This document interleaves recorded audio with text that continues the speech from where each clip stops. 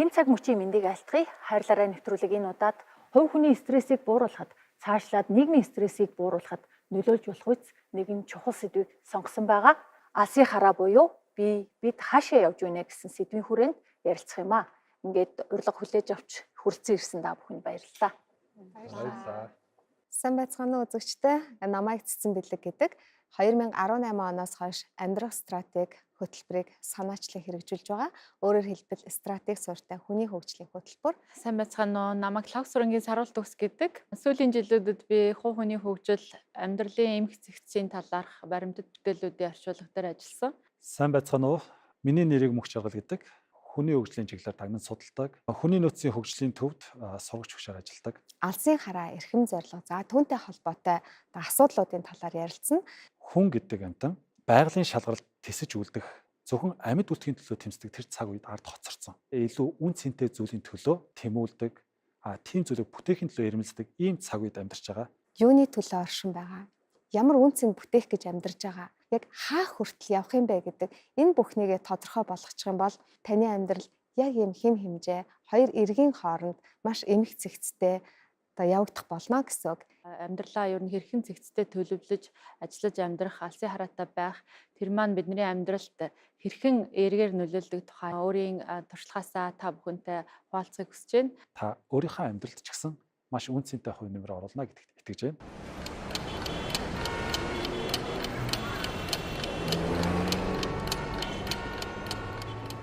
За хаашаа явж байгаагаа хаа хүрхээ мэдэж гин гэдэг нь алсын хараагаа тодорхойлсон гэдэг нь яг ямар ойлголт юм.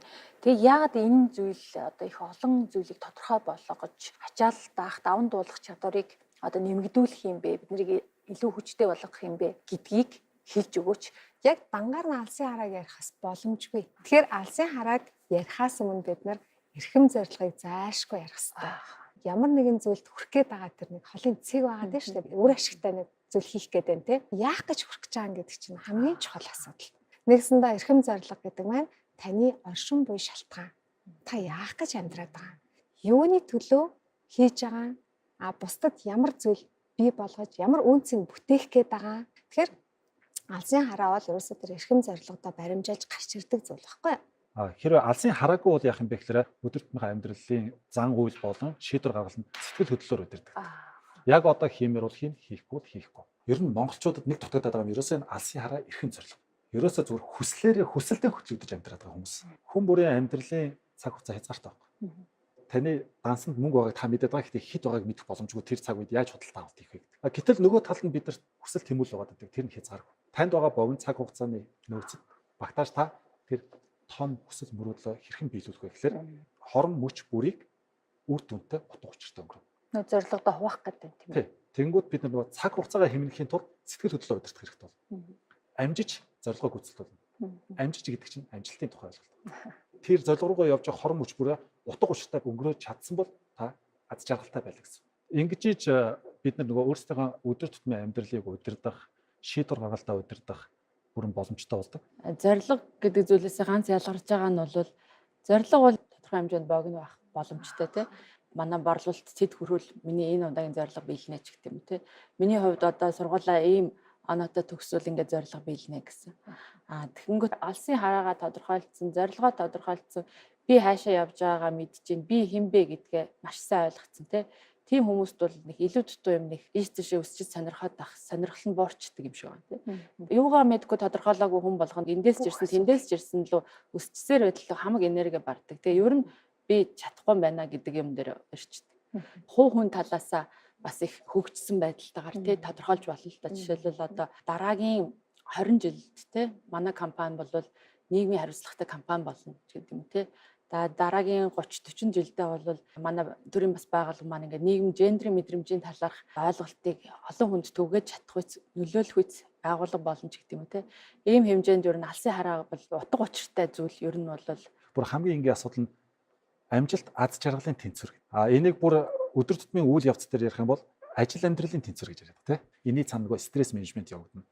Тэгэхээр ажил амьдралын тэнцвэрийн чинь цаад суурьнд нь нөгөө амжилт аз жаргалын тэнцвэрийн асуудал. Тэгвэл амжилт аз жаргалын тэнцвэрийн чинь бүр үүтгэдэг хамгийн гүнс үндсэнд нь юу вэ гэхээр нөгөө алсын хараа эрхэм зорилгын тэнцвэр байдаг. Зүгээр алсын хараа яриад эрхэм зорилгыг орхичдаг учраас Их олон хүмүүс зүгээр л амбицтай болсон. Зарим нь баян болно. Зарим нь компани захирал болно. Зарим нь мундаг улс төрч болно. Нэр хүнд хүсээд байна. Албан тушаал хүсээд байна. Мөнгө хүсээд байна. Тэрний чинь цаана авах сэтэл байна. Жингийн нөгөө тал дээр эрхэм зорилго байх хэрэгтэй. Анзаарах юм бол эрхэм зорилго чинь суурьндаа өг сэтэлтэй байхгүй юу? Мэргэжлийг ярих юм бол жишээ нь эмчнэр байна. Тангараг өргөдөг. Цэргүүд байна. Монгол улсынхаа төлөө зүтгэе. Дахиад өг сэтэл шүү дээ. Өөрийгөө зориулах сэтэл байна тийм. Сэтгэл дотор үгээ аваад тэнцчиж, амьдралын зорилго дээр үгээ аваад тэнцчиж, цаашгаа бидний аз жаргал амжилт хоёр тэнцдэг. Бас нэг жишээ ярихад манай нэг найз би холбогд талааны авраг амьдрах стратеги хөтөлбөрт хамрагдаад эрхэм зорилгоо тодорхойлсон. Тэр залуу юу гэж хэлсэн гэхээр би ерөөсөө энэ холбогд тулааны урлагаар дамжуулж хүмүүст өөрийгөө ялан дийлэх урам зориг өгөхийг л хүсдэг гэж. Энийний төлөө би одоо амьдралынхаа хийж байгаа бүх үйлслийг чиглүүлнэ. Тэгвэл алсын хараач юу юм гэсэн чинь би нэгэ хийж явсараад 10 жилийн дараа хэд гавьяа тасгалжуулагч болчиход одоо би алсын хараа боллоо гэж тий. Тэр чинь нэг авах хүсэл нь тэнцэж штэ. Тэгэхээр энийг ойлгож энийг тавихгүй бол эрхэм зорилгын гэж дандаа алсын хараа дээр төвлөрүүлсээр байгаа амбицтай хүмүүс олширчод тэгэл нөгөө авах гээд байгаа хүмүүсийн дунд юу болох вэ нөгөө өрсөлдөөн тэмцэл тий.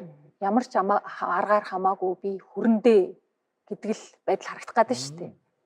Шагналтай хөхтэй ямар ч аргаар хамаагүй гэдэг чи өөрөө хүн алж болох нь, хулгай аж болох нь тий. Үүсэж бий болдог олон янзын шалтгаанууд байгаа. Жишээ нь Махатма Ганди бол түүхийг уншиж байхад бас сургуулаа төгссөний дараа Африкт ажиллах гээд явсан байна. За нэгдүгээр зэрэглэлийн билет авсан гал тэргэнд Европчуудад гадуурхагдаад зэрэглэл бурууд хөөгцсөн байна. Тэгээд яагаад энэ хүмүүс ингэж бие бинийгээ ялгуурлан гадуурч байгаа юм ингээд сэтэл үүссэн байна. Тэгээ Африкт очиж нөгөө хуульчаараа ажиллаж хэсэг ажил туршлага хурааж байгаа. Тэгээд нутаг руугаа буцах уу эсвэл үргэлжлүүлэн хүний эрхийн төлөө тэмцэх үү. Тэгээд мань хүн ер нь хүний эрхийн төлөө тэмцэж эхэлсэн байна. Амьдралаа юуны төлөө зориулах уу гэдэг тэр нөхцөл байдлыг шийдсэн байгаа байхгүй юу. Нөгөө талаар бас зөвхөн хүсэл тэмүүлэлээс улбалж бий болдог байна. Миний зорилго асуудлаас үүдэлтэй хэсэл хүсэл тэмүүлэлээс үүдэлтэй. Би маш олон хүнийг яаж ёс суртахуунтай зөв сайхан амьдруулах вэ гэдэг дээр маш олон жил бодсон. Хэрхэн яавал бид амьдралаа аз жаргалтай, утга учиртай өнгөрөөгөөд бас үр дүнтэй амжилттай өнгөрөөж болох вэ гэдэг гартгаалдаг олох тусам дурлаад байх буюу одоо миний эрхэм зорилго юу гэдэг вэ гэхээр аль болох олон хүмүүсийг амьдралаа утга учиртай үр дүнтэй өнгөрөхөнд туслах, хөглөж хүчрхэгжүүлэхийг хүсдэг. Энийний төлөө бүх юм хийдэг гэсэн. Ингээд тодорхойлчихлаа нөгөө амьдрал нь ойлгомжтой болно, юу хэрэгтэй хэрэггүй нь ойлгомжтой болоод цэгцтэй болоод цомхон болоо тийм. Хамгийн гол нь цаг хугацаагаа хэрэггүй юмнуудаас аварч үлдэж чадж байна гэдэг чинь тэр хүн илүү аз жаргалтай амьдрах боломжоос өөртөө үлдээж байгаа.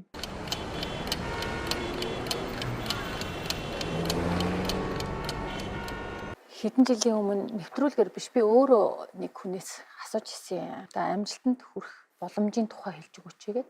Тэгсэн чинь эхлээд мөрөөдөлтэй бай. Тэгээ мөрөөдлөө зориг болго гэж хэлсэн байхгүй юу. Тэгэнгүүт би бол за зоригтой байх юм бол тэгээд тэр бол амжилтын нэг хэсэг юм байна гэсэн. Яг ингээ алсын хараатай холбоод ингээ тайлбарлах юм бол зүгээр нэг хэсэг нь л байсан байгаа байхгүй юу, тийм ээ? Одоо энэ дэр нэг юм яригдаад байгаа. Зүгээр юу мөрөөдөх нь тодорхойгүй те. Хүн юу ч мөрөөдөж болох гэдэг нь шүү дээ. Аз жаргал гэдэг чинь хүн бүрт өөр, амжилт гэдэг чинь хүн бүрт өөр гэдээ бүр томьёолчих юм бол нийгэмд халтай, хин нэгэнд хортой юм мөрөөдөж ивэл яах. Том мөрөөд, том сэтгэг гэдэг зөвлөдөө. Гэхдээ би өөрийнхөө байгаа нөөц боломжинд тааруулж сэтгэж алсын хараагаа тавихгүй бол би одоо мундаг Холливуудын жүжигчин болно гэдэг алсын харааг шууд тавьж болохгүй шүү дээ. Нөгөө зүйлийнхээ золиос болоод тэрэндээ хурж чадгаал би сэтгэл готролд орно, сэтгэлээр унана, депресс сэтгэл готрол гэж ярьдаг шүү дээ. Стресс ч одоо ингээл хүндрэхээрээ тийм. Тэгээ тэрний шалтгааныг бас юу гэж үздэг гэхээр нөгөө хүсэж байгаа юм авч чадаагүй, хүсэж байгаа юмдаа хүрээгүй. Нэгсэн одоо зорилгоо буруу тавих, хитрхи том тавих, өндөр хүлээлттэй байх. Энэ зүйлүүд байгаа гэх тийм. Тэр чинь би эрхэм зорилгодоо баримжаална, нөөцөө үнэлсэн байх ёстой. Энэ болгон чинь хоорондоо маш их холбоотой. Одоо жишээлбэл ямар авьяасгүй мөртлөө маш хэмжээний авьяас шаардсан зүйлийг хүсээд л бай одоо ийм мундаг жүжигчин болно. Тийм би уран нугарна гэдэг агуул одоо худлаа болно шүү дээ тий. Эхлээд өөрийгөө таньж мэдээд зүрх сэтгэлийнхаа дуулгыг сонсоод алсаараа эрхэм зорилгоо тодорхойлоогүй хүмүүс яадаг гэхээр бусдыг даган дуурайх нэгсдэг. Хин нэгэнд илүү сайхан харагдаад энэ тэрийг даган дуурайхад өөрөөсөө ангид өөртөө байхгүй тэр дүр төрхийг хүсэж дээ шүү дээ. Тэгээд ирэхлээр өөрийнхөө хязгаарч эзэмшээгүй одоо тэр нэг ур чадвартай холбоотой зүйлийг хүсдэг байх жишээ нь. Зүгээр том юм одоо мөрөөднө гэдэг бол нэг хүүхдийн хийх ажил. Олон зүйлийг судалдаг, амьдралынхаа туршид суралцдаг хүмүүс байдаг. Явж баг өөрийгөө одоо хамгийн таниагүй гэдэг тийм учраас алсын хараа тодорхойлоход бол заавал өөрийнхөө нөөц болцоог мэдэрсэн байх хэрэгтэй. Мэргэжил сонголоо гэхэд л би яагаад энийг сонгож байгаа вэ гэдэг тийм олон хүчин зүйлүүд бас байна шүү дээ. Илүү одоо ярих уур чадвар сайн учраас сэтгүүлч болж байна ч гэдэг юм уу. Эсвэл олон нийттэй харьцах дуртай учраас нийгмийн ажилтан болно ч гэдэг юм те. Тэгээ энэ үндсэн дээр мэрэгчлээ сонгоод нийгэмд ингэж нөлөө үзүүлнэ гэсэн ийм алсын хараа байд юм ингээд тодорхойлоод явах хэрэгтэй. Тэгэхээр ерөөсөө өөрийнхөө нөөц болцоог маш их сайн мэдэрсэн байх хэрэгтэй. Яг нь миний хувьд бол нөгөө орчуулгын номуудын сэдэв бол яг үүнтэй л холбогдд юм л да. Одоо өөрийгөө таньж мэдхтэй. Түүн дээрээ тулгуурсны үндсэн дээр бол хүн тэр аз жаргал байна, амжилт байна. Тэр зүйлүүд нь бол одоо нэмэлтээр одоо шагнал болж орж ирэх тухай тий. Өөрийгөө таних мэдэх гэдэг бол бүр нэн тэр хүний асуудал. Миний би сэтгэл дотор юу болтгоо мэдэхгүй байж, өөрөө эрхэм зорилго алсын хараагаа тодорхойлоогүй байж иж хин нэг удирдахгүй тий. Ямар нэгэн менежер байх боломжгүй байхгүй юу. Сүүлийн нэг 3 жилийн хугацаанд бид хоёр нэг хүн дээр бас өөрийгөө танихдын зорилгоо одоо эрхэм зорилго алсын хараагаа тодорхойлоход ингээл туслаад явж байгаа. 3 жилийн хугацаанд бол хүний ихтгэл үнэмшлэл яг оронгороо бүр ингээд өөрчлөгдөх боломжтой юм байна гэдэг нээлтийг бит хоёр хийчээ сууж байгаа юм л да тий. Тэр чинь 20 30 жил амьдэрсэн байгаа шүү дээ. Тэгээ тэрийг нэг дорхноо ингээ өөрчилчих зүйл биш тий. Тэгэхээр өөрийгөө таньж мэдхийн тулд ядчил бид нар миний ихтгэл үнэмшил алдаатай тогтсон байна уу? Зөв тогтчихоо. Өөрөө над руу нэг жоох ингээл харахад муухай харж чандаа гэж хүлээж авах уу тий. Эсвэл ядарсан болоо да. Угаасаа ч ингэж хардаг байж болно гэд нөгөө хүртэж авч байгаа байдал ч өөрөө бидний ихтгэл үнэмшилтээр тулгуурлаж тайлбарлагдаад байгаа учраас энийгээ засахад хамгийн эхлээд анхаарах хэрэгтэй юм байна. Тэгэхгүй одоо нөгөө хоосон савн дээр бид нар юу ч хийгээд нэмэргүй гэдгийг бол маш сайн ойлгосон шүү дээ. Ер нь нөөцөө үнэлээ гэдэг ч бас нөгөө эрүүл мэндэ ч гэсэндээ ямар вэ гэдгийг тодорхойлж байжээж за хэрвээ жахан суул бол тэрэндээ зохицуулна, сайжруулна энэ гэсэн үг шүү дээ тийм ээ. Мэдээж өөрийн нөөц болцоо гэдэгтээ одоо бие физиологи тэгэл оюуны чадамж тий бүхэл юм нөлөөлөлтэй орлого тий. Тэр бүгдийг бол маш нөгөө бодитоор тодорхойлох хэрэгтэй. Сэтгэлтэйгээ ажиллахаас гадна өөр хэм бие физиологийг мэдчих хэвээр тий. Жишээлбэл бидний тархич 1.4 кг жинтэй жил болгон 70 сая мэдрэлийн эсийг хамт авч 1 г хасагддаг. Өгч байгаа эсийг тоог нь бууруулж чадахгүй ч гэсэн бид нар тэр жилийн хугацааг жоохон ч гэсэн уртсах боломжтой юм байна. Унших, танин мэдэх те ухамсараад хэлэх асуудал давхар яригдчихэж байгаа.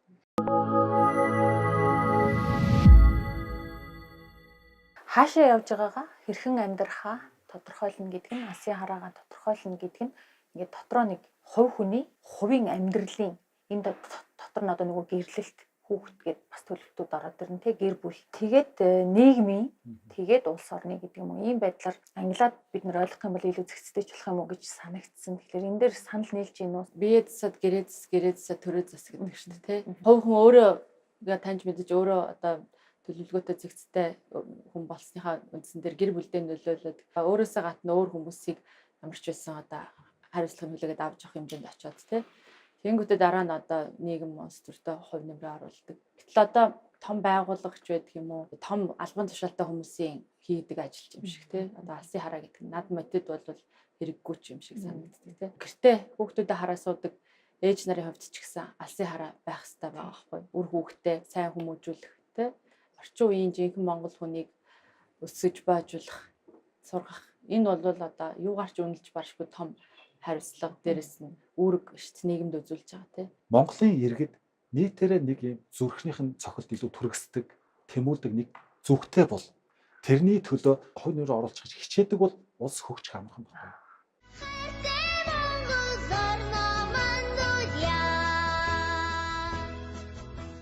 Нөгөө зүрх сэтгэлийн манлайлал гэдэг юм хаа газар дутаад байна гэж яригддаг тэгээ бас анзаарэгддэг шүү дээ тийм. Яг манлайлагч гэж юу юм бэ гэхээр саяны алсын харааг хүмүүст харуулж өгөөд эрхэм зорилгыг бүр ингээд ойлгуулж өгөөд тэгээ тэрлүү дагуулж явж байгаа хүмүүс бол жинхэнэ манлайлагч байхгүй юу? Аль нэг сүмд очиод цэвэрлэгч хийж байгаа магадгүй нэг 50 гаруй насны 60 насны одоо хүмүүс байдаг. Сүм өндөр цалин өгч чадахгүй шүү дээ. Дуустал яг тэгэхээр буян хийж ин гэдэгт итгэдэг.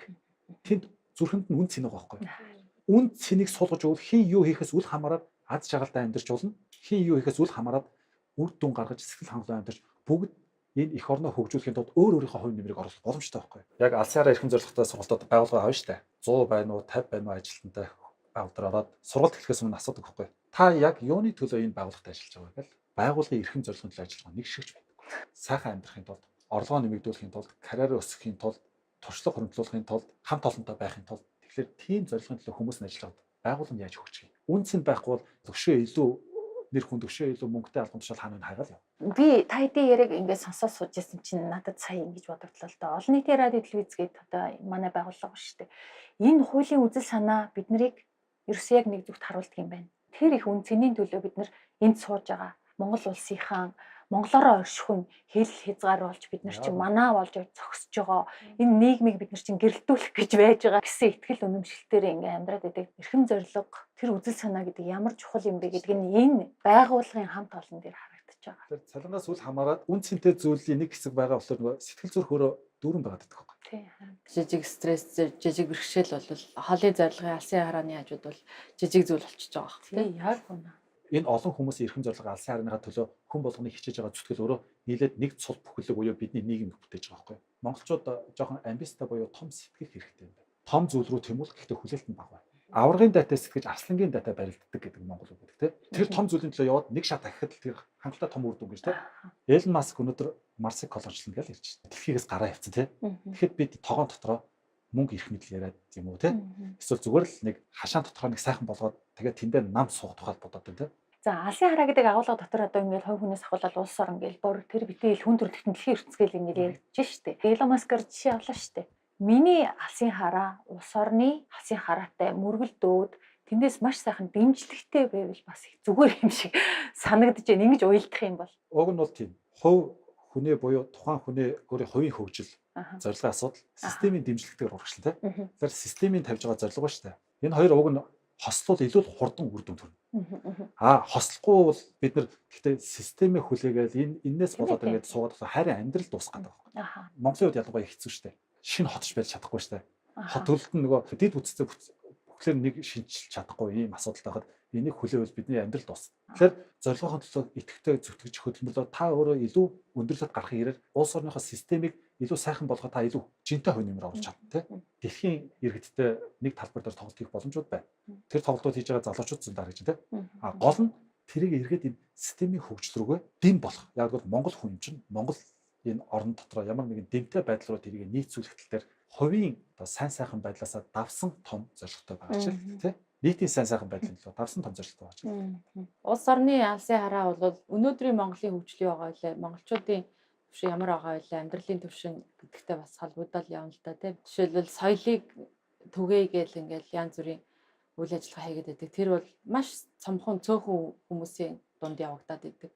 Гэтэл яг өнөөдрийн хоол ундтай одоо талхтны мөнгө бодож байгаа хүмүүс зүгээр л мэддгээрээ одоо сайн сайхан юм яриад яваад байх бол нэг хэрэг байгаа даа тийм. Ер нь их уялдаатай явахгүй бол тийм ээ бодлого нь тийм байж илүү нөгөө хоёр алсын хараа маань ойртолох л та. Хэрвээ ойртохгүй байвал яах вэ гэдэг асуудал шүү дээ. Тийм. Энэ дунд хүлээлтгүй хүн байна уу гэвэл бараг байхгүй л хэ тодорхой хэмжээгээр хэрвээ гомдож ивэл уйлж ивэл тэ урамчин хухарч ивэл хүлээлттэй л байна гэсэн үг байна. Тэгэхээр бас тэр хүн хохирогчин сэтгэхгүй гэдэг зүйл бий болоод насан туршдаа хохирогч байсаар хэн хохирохын тэр хүн л хохирох шүү дээ. Аль болох хүлээлттэй бага байлгах хэрэгтэй. Яг үнийг ихэд надаас яг энэ болж байгаа юм ингээд байна уу тань таалагдж байгааг бол үгүй. Энэ нийгмийн одоо сайн сайханд хувь нэмрээ оруулаад миний дараагийн үе тэрийг хүртэхэд нь би хувь нэмрээ оруулъя л гэж боддог.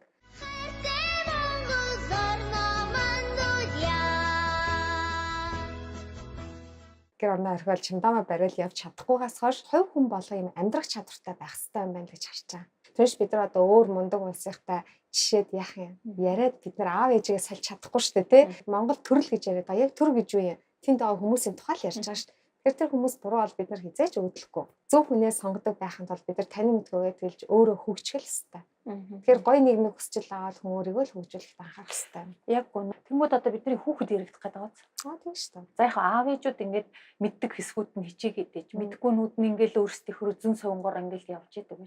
Тэгээ боловсролын хөтөлбөр энэ сургууль гэдэг бол хүүхдийг төлөвшүүлэх нөгөө чадварууд ч өгөх бас боломжтой нэг талбар байгаа шүү дээ. Их л энгийн зүйлээс эхэлж болмоор юм шиг жишээ нь харагдаад байдаг. Одоо хүн нийгэм энэ төр гэж хичээл байгаа тийм. Тэрэн дээр одоо зүгээр багш орж ирэл нэг номны юм яриад ингэх юм уу? Эсвэл алсын хараа гэж хэлэхгүйгээр тийм ярих явцдаа илэрхийлээд ойлгох сурчдаг.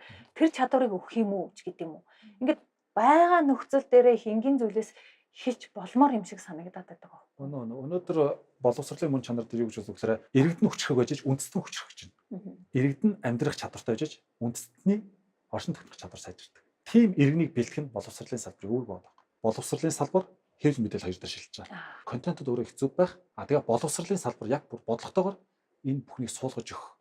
Дэлхийн иргэдтэй мөр зэрэгцэн алхах чадамжтай буюу шинжлэх ухааны мэдлэг эзэмших хэрэгтэй. Үндэсний онцлог ялгарл буюу national identity гэж ярьдаг тийм. Ялгарл өв соёл одоо итгэл үнэмшилтэй яг суулгаж өгөх хэрэгтэй. Аливаа улсад уусаж нэгдэжгүйгээр онцгой хэвээр дэлхийн татсан дээр бас орших боломжтой бол. За 3 дахь нь бол төрөний зэмлэг ярьдаг амьдрах чадрын асуудал. Энэ гурвыг л боловсролын салбар хүүхдэд олохгүй бол тэр хэдэн аргын тоог хэдийн янзаар болохыг заагаад Монгол гэсэн тэр үн цэнийг харуулж чадахгүй бол бахархуулж чадахгүй бол ямар хэрэгтэй. Тийм учраас л одоо би байн энэ улс орны чинь алсын хараа иргэдтэйг уялдах хэрэгтэй байна. Үнэ. Ирээдүйн их хурлын гишүүн ирээдүйн магадгүй энэ боловсролын сайдууд чинь бидний дараагийн үеийн залуучуудаас бий болно шүү дээ. Тэгэхээр тэднийг бид нар алсын хараад эрхэм зорилготой зарчимтай болгож өсгөж тэд нар энэ бүхнийг илүү өөрөөр хийн. Гэхдээ манлайлагчдыг одоо бэлтгэж төрүүлэхээс гадна энгийн те амьдралаа аваад явах чадвар, гэр бүлтэйгээ бат бөх маш сайхан аз жаргалтай амьдрах чадвар гэдэг чи өөр их чухал шүү дээ. Тийм зүгээр би токер чинь болж болно шүү дээ. Тийм. Гэхдээ би гол нь үн цэн гэж юу вэ гэдгийг мэдэж төлөвшгөл юм бол тэгэл болоо явчих чагаа. Яг үнэ. Японд боловсрол эзэмшсэн. Одоо яг Япон орны тухайд ингээд ярил маш өөр байдаг л да. Ер нь би нөгөө 94 онд анх Япон явж ирсэн. Тэнд очиод өдөржингөө сургууль дээр байдаг те. Тэгэл хичээл нараа хийж дуусангууд одоо хөгжүүлэх нөгөө клубүүд заавал хүүхэд 2-3 клубүүд орцсон байдаг. Их их цагийг нөгөө олон нийт дунд юм өнгөрүүлэх боломжийг өгч байгаа. Тооны хичээл бол тэр адилхан 5 дугаар ангийн хүүхдүүдийн үзэж байгаагаас би бол хамаагүй илүү үзсэн байсан. Тий.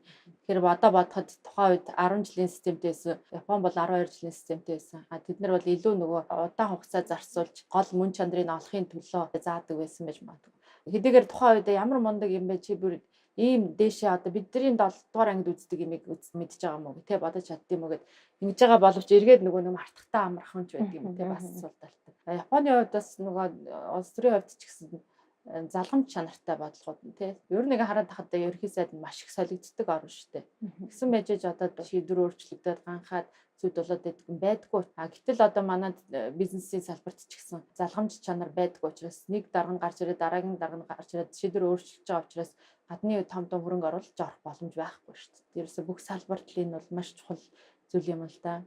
Улсынхаа одоо яг эрхэм зорилгын алсын харааг мэдснээр би амьдралтайгаа яаж холбох гэдэг чинь маш чухал ойлголттой. Энэ чинь миний амьдралыг бас утга учиртай хөвгтөө болгох хэрэгтэй шүү дээ. Одоо амьдрах стратеги гэдэг хөтөлбөрийг санаачлаад 2018 оноос хойш ингээд явж байгаа тийм. Хүнд өөрийгөө танихт нь тусалдаг, амьдралын танин мэдхүйгээ тэлэхт нь тусалдаг, нөгөө эрхэм зорилгоо алсын хараа зорилгоо тодорхойлоход нь тусалдаг энэ хөтөлбөр баггүй юу?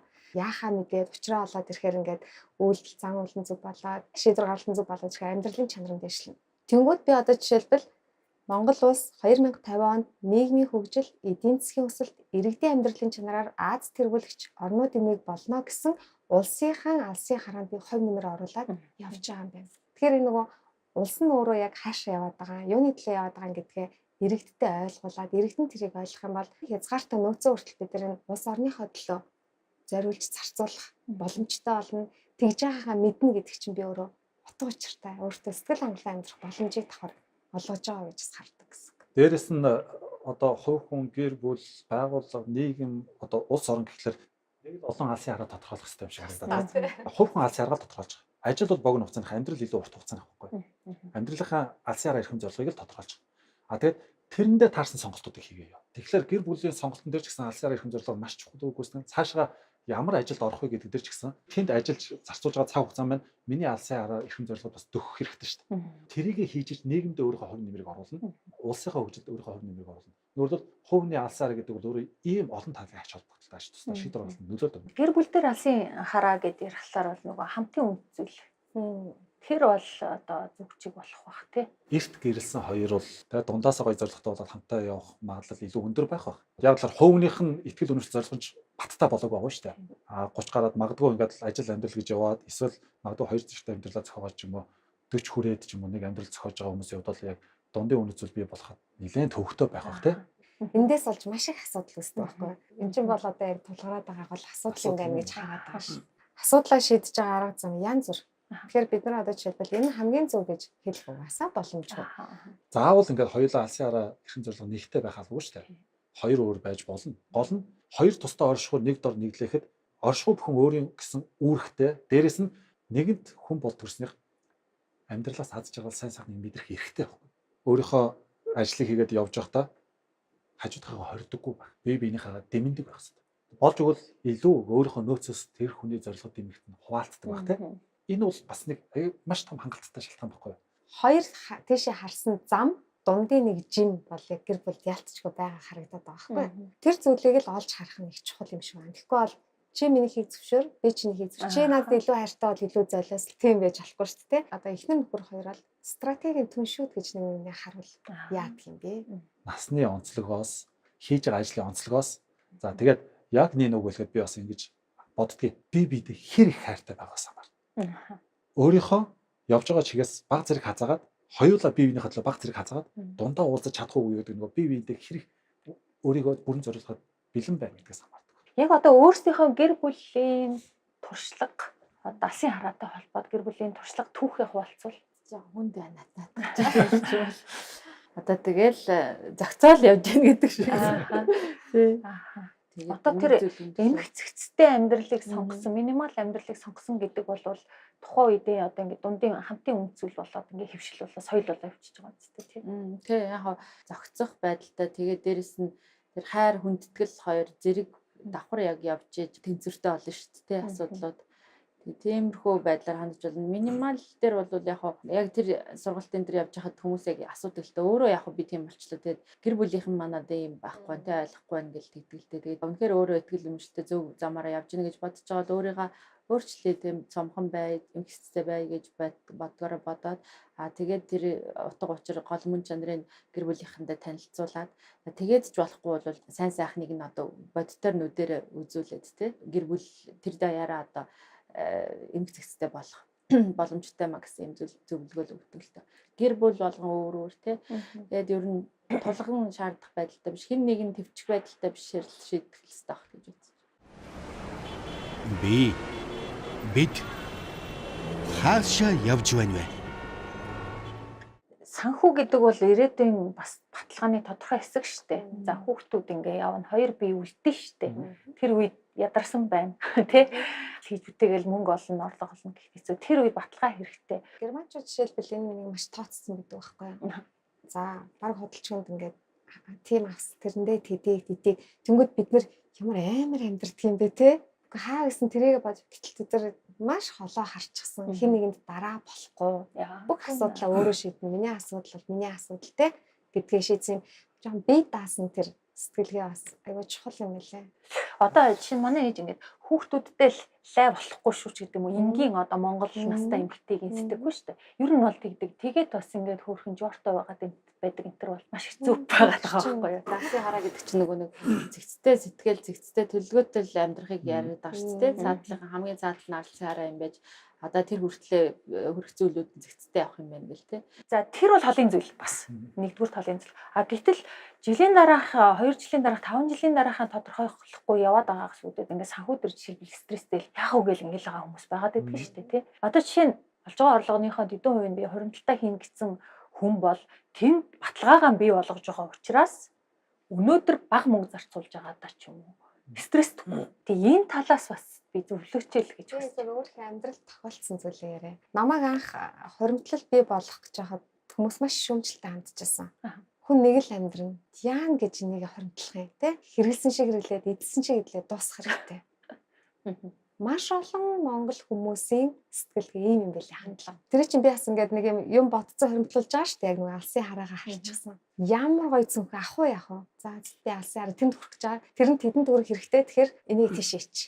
Гэт ингээд тэр хуримтлал гэдэг чинь өөрөө ингээд яг тэр алсын хараандаа хүрэхэд чинь хэрэгтэй тэр хэрэгслийг бий болгоод.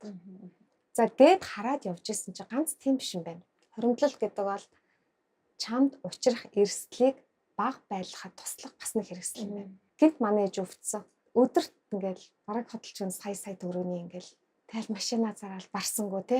Тэгэл хоримтлал руу гарч байгаа байхгүй. Тэгэл ээж ч өнгөрсөн, хоримтлалч дууссан, дахиад амьдрал нойлоос эхэлж байгаа те.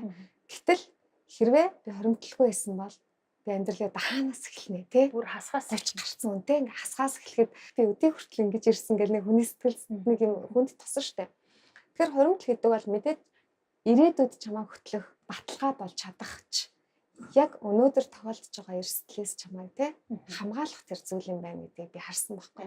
Тэгэхээр ямар ч тохиолдолд санхүүгийн мэдлэгтэй боловсралтай байх гэдэг маань өөрөө маш чухалчилж бодож авах хэрэгтэй юм зүйл юм бэл. Гэр бүлийн алсын хараа бол ямар нэгэн материалын зүйл дээр тулгуурласан зүйл ерөөсөө байж болохгүй гэж бодож байна. Миний хувьд бол материалын зүйлд хэрэг болоод байгаа тэр мөнгө гэдэг юмны үнц нь гэр бүлийн үнцний хажууд доошо бууж ирдэг тийм. Тэр амжилтандаа хүрэх гэж байгаа явцаасаа илүү таашаал авдаг. Тэрнийхээ төлөө өнөөдөр ингэж ядарч гин гэдэг тэр нь эргээд ингээд сайхан зүйл болдог тийм. Хүнд амьдрах орчин гэдэг бол маш чухал учраас тэрнийхээ орчноо сайжруулж гинэ л төдий бодох хэрэгтэй. Тэрнээс биш залуу гэр бүлүүд байртай болох нь алсын зорилго болсон тийм. Машинтай болох нь эрхэм зорилго болсон. Ингээд явж ш магадгүй. Тэгэх юм бол алсын хараа биш юм аа. Эрхэм зорилго биш юм аа. Тэрнээс өөр зүйл тавих хэрэгтэй байна гэдгийг одоо магадгүй залуучууд хараад ойлгож байгаа бах. Машин шаардлагагүй ч гэж магадгүй. Хүүхдүүдийн сургууль ойрхон тийм. Нэг цагийн газар бол алхачих гэдэг байгаа шүү дээ. Одоо дэлхийн минималистууд одоо эмэг зэгцдэг хүмүүс бол тэгж ярьдаг. Тэгэхэд Улаанбаатарт бол бүр тэгмээр байгаа тий. Одоо нэг цагийн газар ихэнх газар руу нэг цаг алхаад явчихар газар байдаг. Тэгээ бүгдлэрл ямар байгаа вэ бүгдээрээ мэдчихэв. Ингээд ирэхээр тэр машин гэдэг зүйл чи хэрэгтэй мүү юм уу? Болоод ирчин. Түрүү минималистууд алхаж гин гэлдэгч штэ.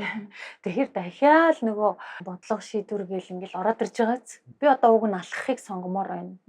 А би хэдийгээр одоо болох арга замуудыг ингээд олж хараад өөрөө хичээх ёстой ч гэсэн төрийн нөгөө бодлого чинь бас иргэдийг сайхан ингээд алхахад зориулагдвал тийм ээ. Яг л уялдаатай л ах хэрэгтэй шүү дээ тий.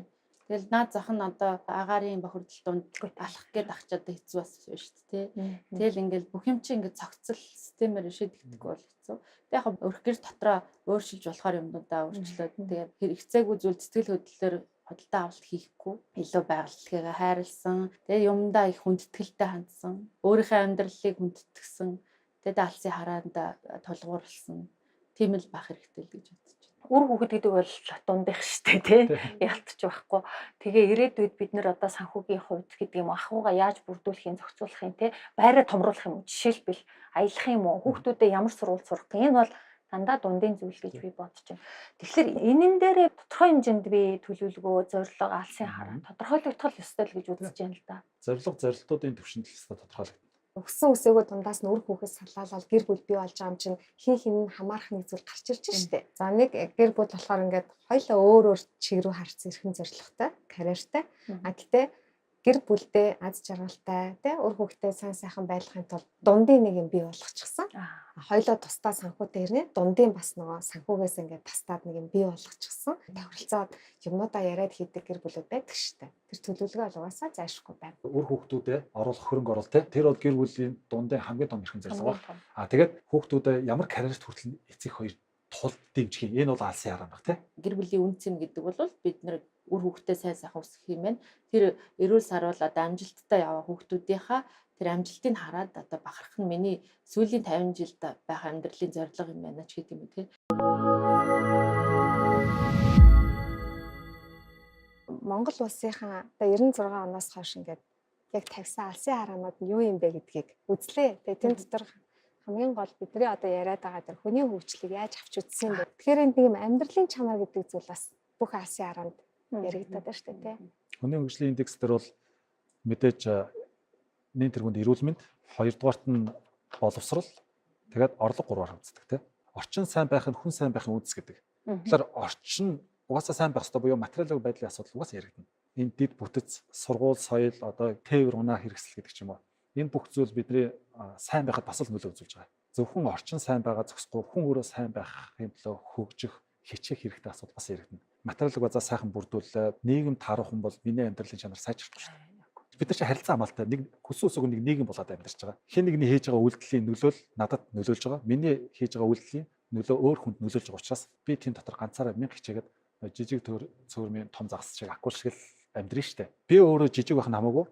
Нөө цөөрмөө сайхан бол тэнд жижигхэн байсан ч хамаагүй жаргалтай байх боломжтой гэсэн. Зүгээр энэ дунд нэг хэсэг нь үн цэнтэй зүйл бүтээх гэж байгаад нэг хэсэг нь зүгээр л хамаг нөөцийг нь өөртөө хумаад цуглуулаад суужиж болохгүй л гэдэг юм.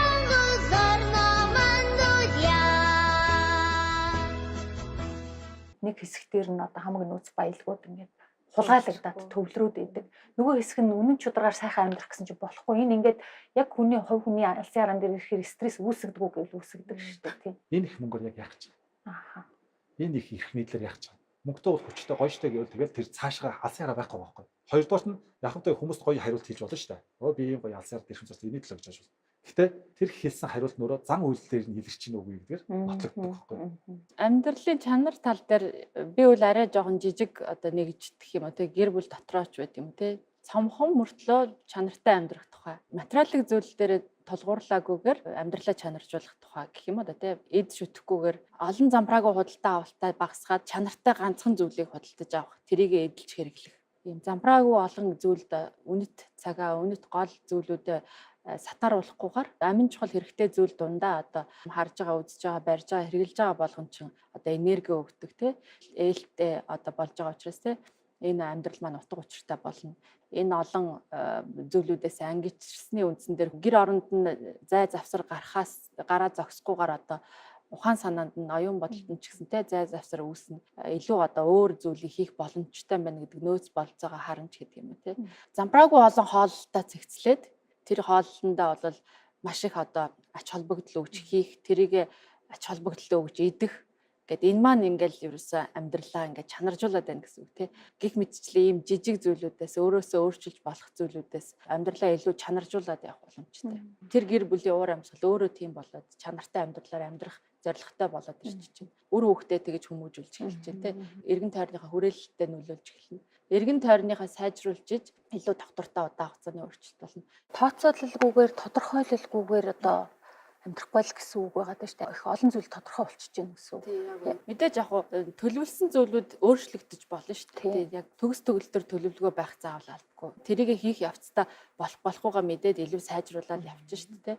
Тэгээ тийм төлөвлөгөөгүйгээр одоо эндээс нэг ажил орж ирэхэд энийг авчдаг, тэндээс орж ирэхэд тэрийг авчдаг хүмүүст бол одоо цаанаас нь бүх одоо аз байдаг юм уу те төшиг зүйл нь илүү бага юм шиг. Одоо үнэхээр тухайн зүйлээ зориод чин сэтгэл зүрхээ зориулаад явж байгаа хүнд цаанаасаа нэг дэмжлэгүүд гараад ирдэг юм шиг те. Тийм учраас ер нь зорин төлөвлөнө гэдэг чухал. Тэрийг өөрийнхөө нөөц бололцоон дээр тулгуурлана гэдэг бол бас хамгийн чухал. Гэр орнооч зэгцлээд оюун санаагаач зэгцлэх тухайд л тэр агуулгыг ярьж штэ. А тэрэн дээр бас нөгөө санхүү бас их тодорхой болох баг. Тий яг үнэ. Төлөвлөгөөгүй юм одоо наадхан зардал гарч ирдэггүй гэж байгаа юм л да. Хэрэглээ нь бас тодорхой болсон. Би сардаа нэг тэдэн төгрөгөнд одоо амьдарч болохоор байгаа. Одоо тэр битэл нэр хүндтэй одоо алдартай минималистууд бол өглөөний хоолоо ерөөсөө нэг л хоол иддэг болгочдөг. Өглөөнийг obvious үзэмтэй иддэг гэж тогтоочдөг. Стив Джобс гэхэд л нэг л төрлийн хувцас өмсдөг тий. Одоо дэлхийд дахнаа танигдсан. Энэ хүн бол худалдаа авалтанд зарцуулах энерги цагаа хэмжиж, тэр хэмнсэн цагаа илүү бүтээл ажилд одоо зарцуулсан. Тэр эмх цэгцтэй байх гэдэг чинь ерөөсөө байгаа юм хайрлал тий. Ингээд л идэл хэрэглэхийг хэлж байгаа. Гэтэл монголчууд эрт дээр үеэсээ эд шүтээг үрсэн арт түмэн. Одоо сүүлийн үед гадных нь л минималист гэдэг үг гаргачаад байгаа болохоос биш яг угтаа бол монгол зүйл байдаг. Монгол амьдрах ухаан байдаг. Нөгөө хоёр авдартал бүхэл бүтэн айлын бүх хогшил багтаад хувцас хумартай дөрвөн улирлынхаа хувцастай багтаад тий.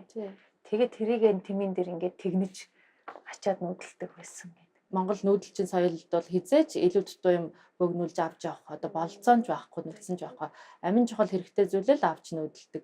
Ер нь тэгээд эд шүтгэхгүй мөртлөө эд материалыг маш их хайрлаж одоо ирсэн байдаг. Одоо жишээлбэл одоо эмтэрхийн аяганд жишээл монгол хүн уудаггүй тий.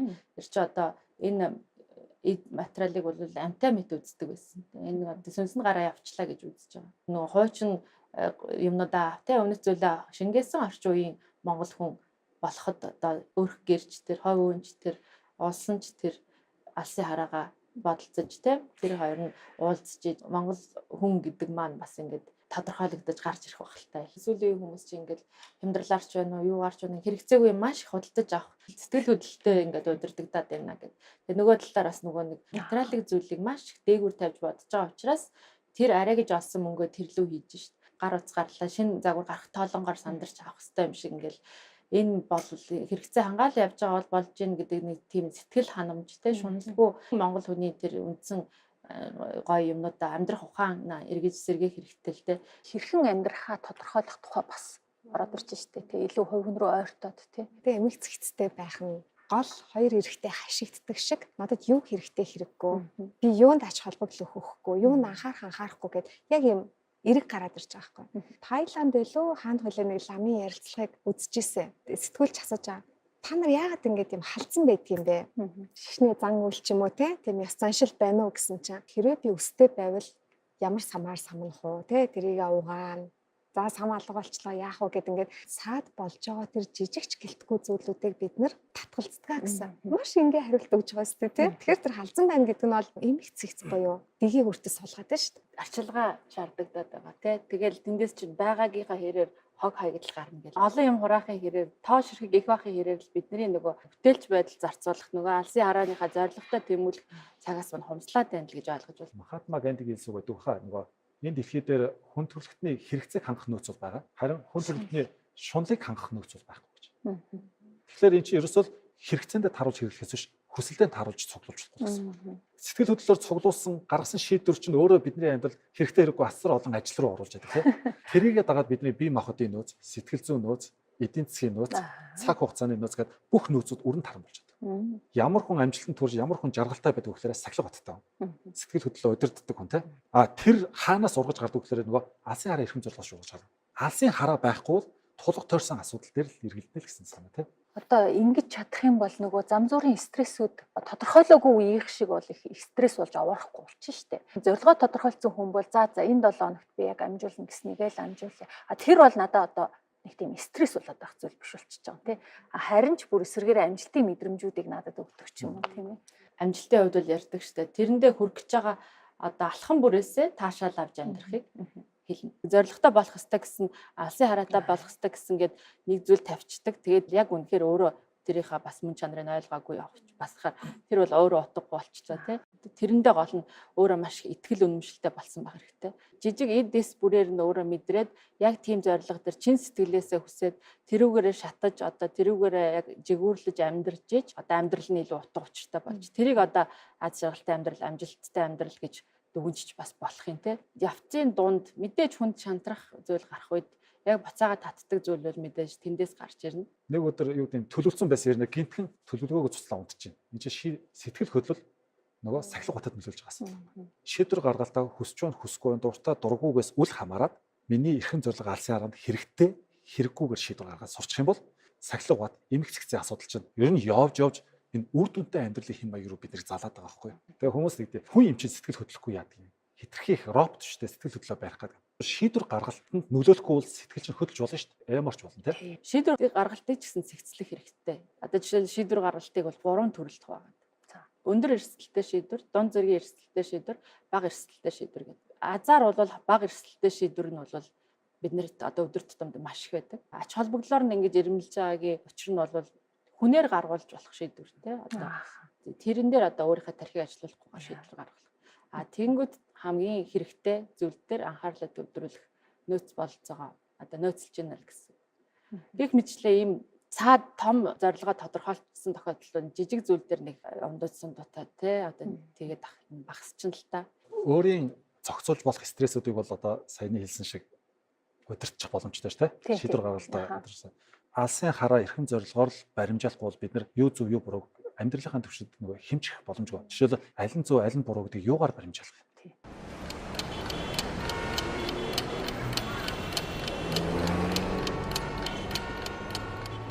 Үндэстэн нэг зүг чигтээ, үнэт зүйлтэй нэгдмэл байх чухал гэдээ яриад байна шүү дээ тий. Тэгтэл Япон хүн одоо ямар ч хөгжил дэвшлийн дунд Япон хүн хэвээрээ өсч үндийдэг. Тэрний нууц нь одоо жишээлбэл юу вэ? Нөгөө түрүү хэлжсэн шиг яг л нөгөө нэг ээж нарын бас үүрэг оролцоо айгүй өндөр байгаа байхгүй. Тэр яг нэг Япон хүнийг тэд нар чим өсгөж бойжуулахын тулд одоо бүх амьдралаа зориулж том үүрэг гүйцэтгэж байгаа асуудал л та. Гэтэл яг манайх Монголын хувьд бол хөгжиж байгаа учраас амьдралын шаардлагаар нөгөө хүүхдтэд зарцуулах цаг нь багасаад байгаа учраас тий. Бид л нөгөө тэнцээ юу ч болж байгаа нөгөө хүүхднийг найзар дунд тасаа хүн болгоод тий тэндээсээ мэдээлэл аваад хүн болох хэмжээний болчиход байдаг. Тэр ерөөсөө орчин үеийн Монгол хүн ямар шүү зоригтой ямар одоо тэмүүлэлтэй Монгол хүний мөн чанар энүүгээрээ ялгардаг гэсэн зүйлүүдийг гэр бүлийн хүмүүжил гэдэг маш чухал учраас ээж нарын үүрэг маш чухал. Тэгээд завгүй л байгаа л та. Гэхдээ нөгөө боломжоор бас энэ гэр бүлдээ зарцуулах цагаа зориулж авахгүй бол дан ганц тэр хүүхдийн боловсрол, хувь хүн болох тал дээр төдийгүй одоо эрүүл мэндийн талаар нь ч гэсэн тий хүүгээ одоо эх орондоо хэрэгтэй хүн болгож байгаа болвол тий ядаж наад захын эрүүл мэндийн анхаарах, хоол хүнсэн дээр анхаарах, дэмэг цэгцтэй болгох болгоно тий тэгэл илүү дутуу юм цатаараад байгаа бол тэрийг зохицуулах ч гэдэг юм. Ингээд маш олон одоо ажил гарч ирж штэ. Японд нөгөө багангийн багш нь ахлагангийн багш нараас дундангийн багш нараас илүү өндөр цалин авдаг гэдэг. Тэгээ тэрний учир нь гэсэн чинь тэр чинь Япон хүнийг бэлтэж байгаа байхгүй юу гэж хэлэг орхисон зүйл ярьж байна. Багш нарын үүрэг бол гайхамшигтай их байгаа шүү дээ тий. Тэр сүүлийн үеийн багш нар сүүлийн үеийн хүүхдүүдтэй ажиллах арга барилдаа суралцах хэрэгтэй. Олон сайн багш нар байгаа гэдэгт итгэлтэй бай. Гэтэл өөрийгөө хөгжүүлэх бас боломжийг олох тийм нөхцөл нь бас нөгөө улсаасаа тэр системээс бас бүртгэл хэрэгтэй л байна. Гэх мэтлээ энэ нөлөө бол одоо Монгол хүнийг хаана бэлдээд байгаа бас тэрийг бодох хэрэгтэй. Яг байна. Би сонсч ирсэн. Одоогоос нэг 10 гаруй жил юм. Манай ерөнхий боловсролын сууны багш Японд туршлага солилцож ирчээд бага ангид нь эхлээд Япон хүн бэлддэг гэж байна. Дараа нь Япон хүнд эрдэн зааж өгдөг гэж. Эхлээд нөгөө иргэнээ бэлдээд дараа нь иргэндээ эрдэм зааж өгөх тухай асуудал байгаа даа шүү дээ. Манайхан дөрөөсөө тийм юм одоо алдагдаад байгаа байхгүй юу? Сошиал медиа энэ телевизээр дугаар сонсож байгаа мэдээлэлд нь дарагдчихгүй хэмжээнд сул яваад тийм. Саяхан бид нэг Америкт байдаг манайч ярьж байсан байхгүй. Маш сайхан хүүхдээ ирэх хамгаалагдсан орчин сайхан юм аа. Гол нь ах эгч хоёр нь Америк хүнийг хүмүүжүүлэх гээд байна, өсгөөд байна гэдэг байхгүй. Тэгэхээр нөгөө сургуульд явж байгаа л ерөөсөө Монгол хүүхдүүд Америк хүн болсон байгаа. бид нар нийгмийн дунд одоо амьд харилцааны дунд төлөвшдөг байсан. Одоо энэ нөгөө Z generation гэж бид нар яриад байна л да. Одоо онцлог нь юу юм? Эднэрт бид нар юу өгөх юм ч гэдэг юм их олон зүйлийг бодог орхисон шүү дээ. Одоо альфа үеийнхэн ингээд одоо бага ангид явж штэ. Тэгээд эднэр чинь болохоор бүр дижитал иргэний шинжээчд гэдэг юм бүр ингээд тодорхойлогдсон байгаа. А гэтэл нөгөө томчууд бид нар хэвээрээ төрүүлээд ингээ хөтлөөд явах байдал чинь бид нар өөрсдөө хэвээрээ дээрэс нь одоо төр засгийн гаргаж байгаа шийдвэр бодлого нь аль л 20-30 жилийн өмнөх шигээ тий тэгэлэх юм бол яаж энэ ирээдүгөө бид нар бэлтэх юм бэ? Ер нь бол технологийн дэвшил хурцсахын хэрээр үе хоорондын ялгаа огцон богино болж байгаа. Надаас 20 ах хүн намайг хараад өө энэ ястэ эдний үе өөр болчихжээ гэж ясаа 10 жилийн дотор нэг ялгаа авахгүй ойролцоо байсан бол одоо 5 жил магадгүй те 3 жилийн зайтай нэг өөр юм шиг харагдаад. Харин энэ чинь цаг хугацааны үед ойрхон байхын хэрээр нь ойлголт нь илүү хэлэх шүү дээ. Үе хоорондын ялгаа гэдэг нэг ойлголт гарч ирж байгаа шүү дээ. Зүгээр л онцлог нь юу юм? Ямар ялгаатай сэтгэлгээтэй болчиход байгаа. Хандлага нь ямар гэдгээ л мэдчих хэрэгтэй. Тэгэл тэрэнд нь тохируулаад бид нар харилцаал явна шүү дээ. Ерөөсөө анхаарах хэдийн юм байгаа нь л тэр юм ба.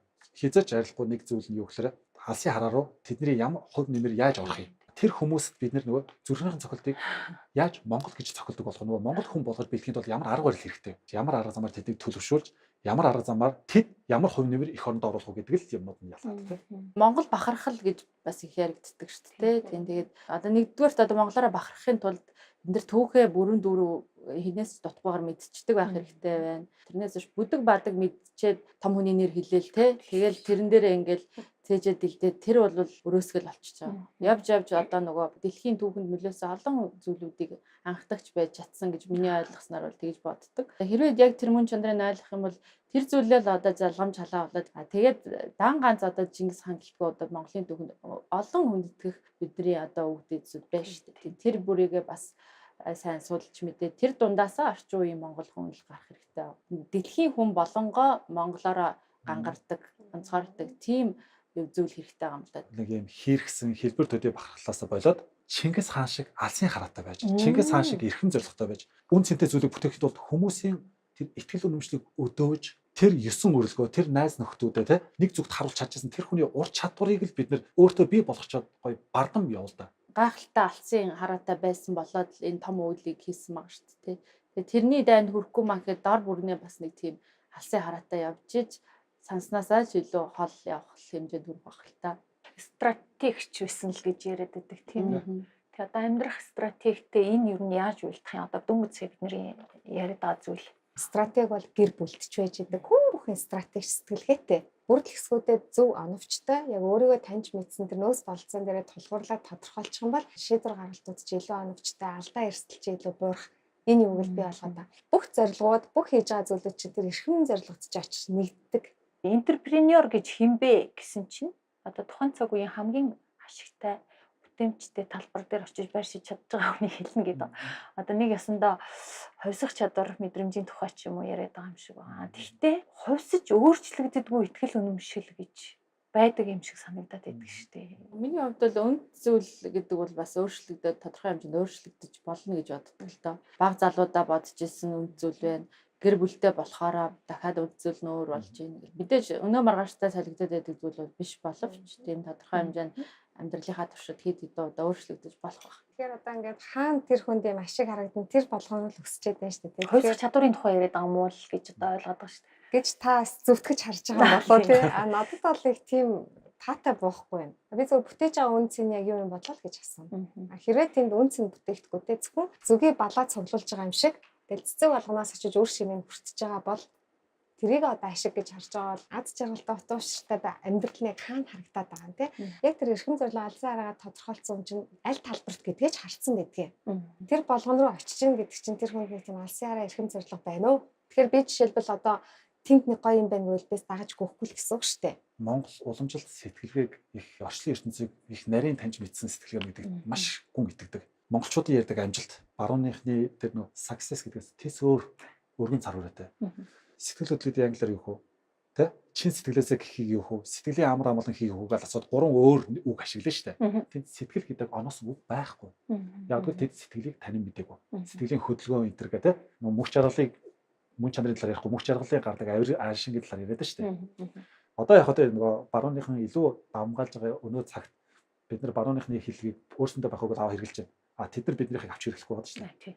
Тэгэхээр энэ утгаараа харах юм бол тэр энтерпренер гэдэг чинь үүдээ саяны хэлсэн тодорхойлт бол барууныхны харж байгаа өнцөг байна. Барууныхан яах вэ гэхээр ерөөсө бизнес бол ашигын төлөө гэдэг үс. Тэр нь нэрээ үний юм байна гэж кодлогдоод олон хүн тэрэнд итгэж өнөсгөх хэрээр энэ салбар чинь ёс зүгөө алдна. Ер нь хүн гэдэг чинь ашигын төлөө явахлаар л энэ ертөнцийг сүтгэдэг. За одоо сүүлийн үед менежментийн шинжилгээ ухаан ашигын урд үн цэнийг тавиад байгаа. Баруунаас зүүндөө жоохон наашлаад шүү дээ. Сэтгэлгээний шижил явагдаад байна тийм. Бизнес бол харилцсан нөөцөө солилцох замаар үн цэн бүтээх процесс юм аа. Үн цэн бүтчихэн гэдэг чинь тэнд нэг хэрэгтэй, хүнд хэрэгтэй нэг юм бий болоод байна шүү дээ. Хааштай хүнд хэрэгтэй юм бий болж байгаа юм бол хүн тэрийг ч аавна шүү дээ. Авах юм чи ашиг орж ирж л таараа гэдэг энэ талаас нь харж авч байгаа хэрэг. Маневр сайтай байх те хувьсах чадвар сайтай байх. Энэ бас л орчин үеийн хүн болгонд байх ёстой чадвар. Шууд ингээл тодорхойлчвол амар байхгүй юу? Нөгөө үр дүнд хүрэхийн тулд ямар ур чадвар хэрэгтэй, яаж хувьсах хэрэгтэй тэгээ хувьсдаг хүн бол энтерпренергээ тодорхойлчвол амар байхгүй юу? Бид хаашаа явж байна вэ? За би ч одоо бас өөрөө зарим нэг юмнуудыг нэг дүнгийн дангаа ойлгоод явж байгаа шүү дээ. Тэгээ тэр нь их хожуу. Нэлээд асуудалтай тулгараал асуултын тэмдгүүд гарч ирэл ингэсний дараагаар. Тэгтээ миний хувьд бол ингэж бодож байгаа. Хэдий үед би одоо асуудлуудыг ингээд ойлгож байгаа нь чухал биш юм байна. Хамгийн гол нь ойлгосныгоо өөрийнхөө одоо үлцэн хугацааг амар тайван өнгөрүүлэхэд амьдрахад зөв одоо чиглүүлж чадах юм бол тэгэл энэ одоо их том үр дүн байд юм байна л гэж бодоод байгаа. Хүмүүс яриад байдаг шүү дээ. Зарим нь бол ингээл амьдралд хурд хэрэгтэй, бизнест хурд хэрэгтэй гал тий. Яагаад хизээ эхлэхдээ бас нэг ачаал битгий гэж боддгийг би хүмүүс зөвлөдөг. Зөв эхлэх чинь чухал. Зөв эхлэх гэдэг чинь ухаарсны дараах эхлэх байхгүй. Ухаараагүй яараал, тоглоал, нэг юм тууглал тий. Уралдаад л ангал руу яа гүйж ивэл яах юм бэ? Аюул байхгүй. Тэгэхээр хизээ эхлэх нь чухал биш. Зөв эхлэх нь чухал. Гол нь бидний зүрх сэтгэл нэг юм тэмүүлэл байх хэрэгтэй. Аль болохоор эрт ухаарах юмсан гэдэг. Энэ тэмүүлэл эрэл хайгуул байх хэрэгтэй. Тэгвэл тэгэл хорон мөч бүр амьдрал өөрөө сургамжтай. Хэлж өгөөл юм. Хэлж өгөөл юм. Танд хүсэл эмэлзэл байвал амьдралаас өдөр тутамдаа сурах боломжтой. Хүн өөрөө бие дан амьдралаас суралцах чадвар. Энэ л байвал нөгөө нэг юм жижиг сажиг зүйлээс авч байгаа кайфаас чи илүүтэйгээр ухаарлах хүний сэтгэл зүрхэнд илүү сэтгэл ханамж өгдөг байхгүй юу? Нэг тийм баясал тий жинхэнэ. Юун дээр ухаал төрн тэр зүйл чинь зүг болоод яваад гэсэн. Огт ухаарахгүй хүн гэдэг чинь харамсалтай. Ухаарсан бол тэгээд хөдөл. Наснаас нь одоо ингээд ухаарл ирээд алсын хараа гэдэг ойлголт маань буруу байсан юм байна ч гэдэг. Тэгээ энэ бол хизээж болно. Өнгөрсөн гэж болохгүй. Өнгөрсөн гэж байх. Сурсны хэрээр бас нөгөө үзэл бодол ч гэсэн өөрчлөгдөд илүү сайжраа шинжлэхтэл таньж мэдхийнхээ хэрээр одоо бас нөгөө буруу зүйл хийж ирснийг ойлгоно гэдэг чинь бас насан туршдаа үргэлжлэл явна л та. Тэр бол маш том дэвшил. Жишээлбэл цэцэрлэгт сарнай цэцэг тариул юу ургах вэ? Сарнай л ургах. Сарнай л ургана тий.